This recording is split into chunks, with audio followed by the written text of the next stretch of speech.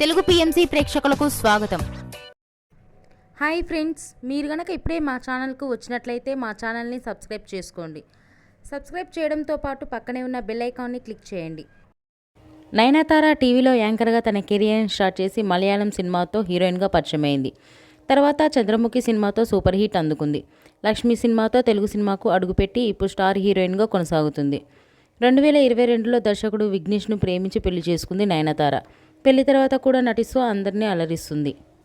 తాజాగా నయనతార తన లేటెస్ట్ ఫొటోస్ని అభిమానులతో పంచుకుంది. ఆ ఫొటోస్ను మనం కూడా చూసేద్దాం.